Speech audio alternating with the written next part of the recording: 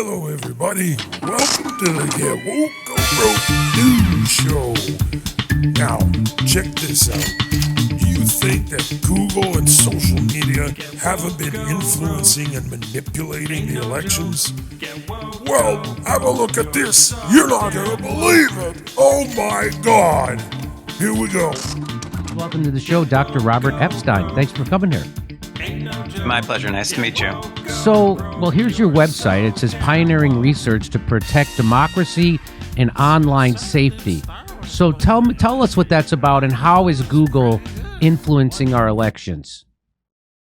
Well, I've been studying Google and other tech companies for more than 11 years, partly by running controlled, randomized experiments, presenting them at scientific meetings, publishing in peer-reviewed journals. And I've learned a lot about the power that Google especially has to shift people's thinking and opinions and votes and purchases and so on and so forth. And starting in 2016, I developed a way of doing to them what they do to us and our kids 24 hours a day. I developed a way of monitoring them, of surveilling them, and actually capturing the content that they are sending to real people. That's very hard to do, by the way. The system we first set up in 2016 was quite small, but with each election, we've set up larger and larger systems, and we're now building a permanent system in all 50 states. And we know without any doubt, because it's happened before, that this kind of monitoring system causes companies to back off on their manipulations. And we've done it before, and we're going to be doing this on such a large scale that we believe that these companies will back off permanently, both in their interference in our elections and in the kind of bizarre content that they're sending to our kids. By the way, I'm not a conservative, just so you know. Just you wait until you hear the rest of this. Oh boy, here we go. What's the so you're talking about how Google, when you put something in for a Google search, how they decide to rank the information that they show you, right? So that's what you're talking about, and you're saying that it's nefarious and that their algorithm that does that is not neutral. Well, that's an understatement. That when you start to type a search term and they're flashing search suggestions at you, they're already manipulating you from the very first character that you type. We've shown in controlled experiments that using search terms, manipulating search terms, we can turn a 50-50 split among undecided voters into more than a 90-10 split without anyone having the slightest idea that they've been manipulated. And that's just by suggesting Google search results to them, that you can take a 50-50 split in the electorate and you can ramp it up to 90-10. And that's being done through the manipulation of the algorithm around Google searches?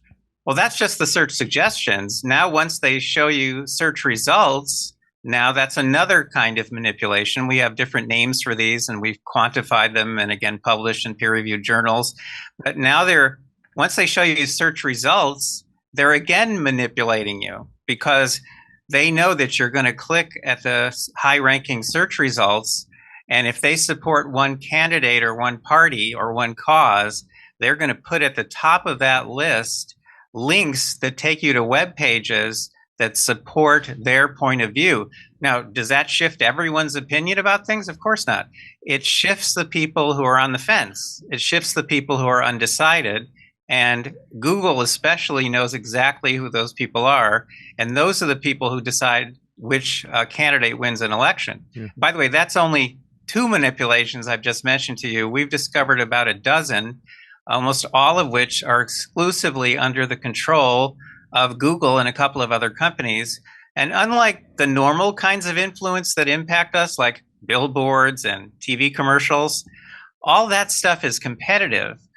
But if a platform like Google wants to shift votes, wants to support one candidate or cause, there's nothing you can do. You can't oppose it with your own billboard. You can't oppose it with your own TV commercial because they control the filtering of those web pages, the ordering, as you said, the ranking of those web pages, the search suggestions that they flash at you, the answer boxes that they show you.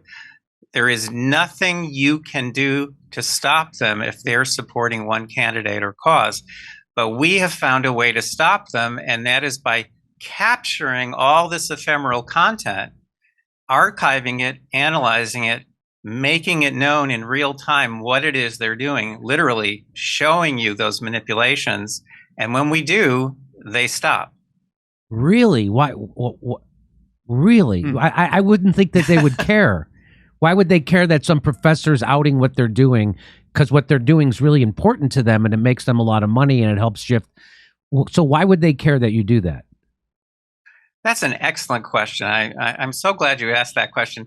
You know, there was a professor a few years ago who discovered that Google's Street View vehicles were not only taking pictures of all of our houses and businesses, they were also vacuuming up Wi-Fi data in more than 30 countries for more than 4 years. Yeah, passwords, you name it. Really? Yes, and it was a professor type just like me who figured that out. He reported that to some federal agency. They went after Google, and Google claimed anyway to have stopped, and they got fined and they got sued. Believe me, there are times when they do care. And in 2020, we had so much data, we preserved 1.5 million ephemeral experiences through the computers of 1,735 registered voters in 4 swing states. So we were actually capturing real content that Google and other companies were sending to real voters.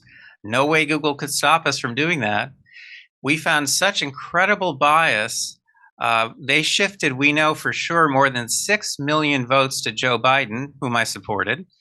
And, it doesn't matter whether they're supporting my candidate or not. I don't think a private company that's not accountable to the public should have that kind of power. It undermines democracy. It makes it meaningless. But let me finish. The point is, we had so much data that I sent that off to Senator Cruz's office. 3 senators that very day sent a threatening letter to the CEO of Google. And on that very day, Google shut off all of their manipulations in Georgia, which is where there were 2 Senate runoff elections, November 5th, 2020. They shut off all of their manipulations. How do I know that? Because we were monitoring their content through more than 1,000 voters in Georgia. And we watched them shut off all their manipulations, including the worst one, which is a partisan go vote reminder. They send off a lot more go vote reminders on election day to one party than to another party.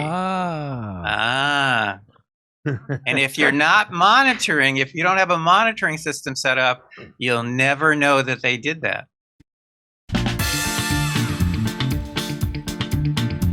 Get woke, go broke. Ain't no joke. Get woke, go broke. You're so damn woke. Toxic, terrible man. Hey!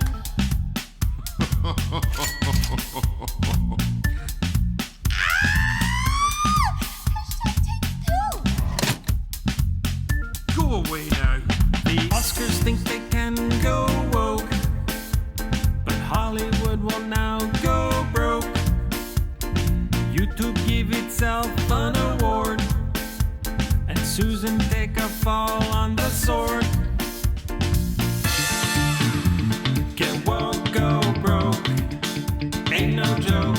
Get woke, go broke. You're so damn woke.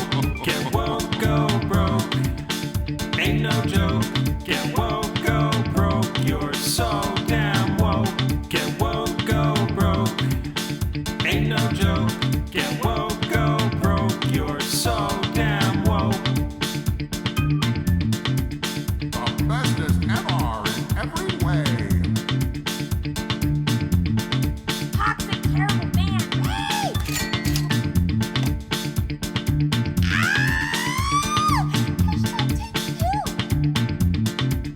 Anyway, that's all I've got